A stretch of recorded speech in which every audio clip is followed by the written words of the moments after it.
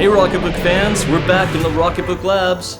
We're here to share with you some exciting features that are going to help you as you transmit your notes into the digital universe. Ever since we launched our first Rocketbook way back in 2015, people have been asking for OCR, which stands for Optical Character Recognition, to convert your handwriting into digital text. So here are 3 OCR-powered features that you can use now in the Rocketbook app. First, Smart Titles. Now you can automatically name your files simply by placing 2 handwritten hashtags around your handwritten title. Our computer vision sees your title, transcribes the text, and then uses it as the name for your digital document. Navigating a folder full of files is way easier when things are named properly. Second, we launched Smart Search, so you can search your notes from any platform.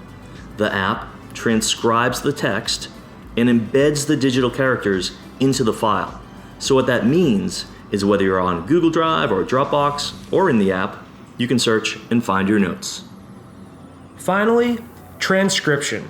When you send to email, we include a complete transcription of your notes. This inline text can be used for some great hacks, like forwarding the emails to Trello and other services. But it's also great to easily skim the content or even copy and paste out into other documents.